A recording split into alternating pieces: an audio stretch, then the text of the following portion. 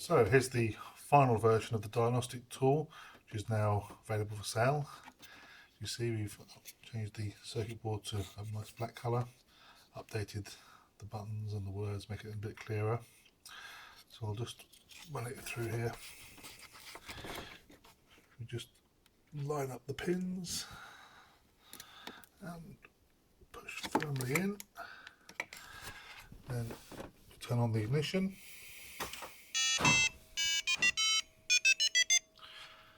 And we're ready to go. We've got the next and back buttons for the menu.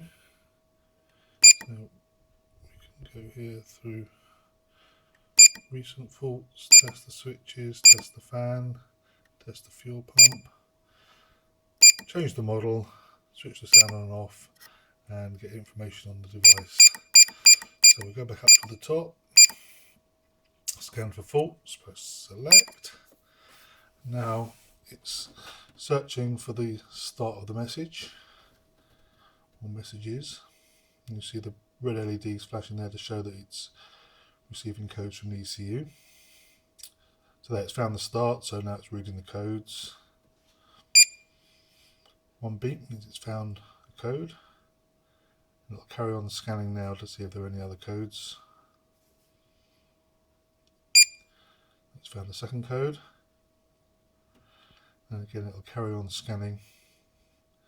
And it's now completed, and it's showing there's two codes.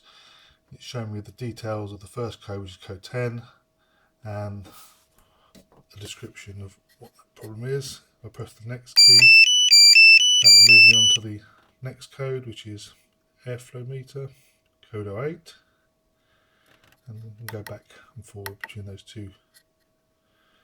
Press back, and I'm back to the menu. If I want to go and relook at those, I can go on to the next menu item, which is recent faults, and select those, and it will show me the most recent codes that were scanned. So go back, go to next, and test the switches on the car. So I'll into there, and pressing the next button will sequence me through the various switches that can be tested. So if we press one of those switches now, there we go, and again, showing you the switch. So that allows you to test any of the switches in the car there. So we'll go back. We can test the fan. So we're going to select, and just by holding down the select button, that'll start the fan up. So we'll have a look at that. So press. You see on the display, it's turning the fans on and off. We can also test the fuel pump, and this will stay on for a maximum 2 seconds so it doesn't over pressurize. So just by pressing the start button, fuel pump's on and off again. Back to the menu. Here we can change which the model we're using, so Mark 1 or Mark 2, just using the select, and that'll be remembered in the gadget for next time you use it.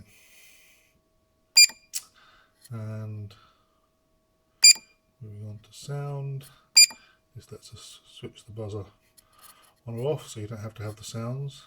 And finally, we've got about, which will tell you which version of the tool you're using, which firmware you've got. And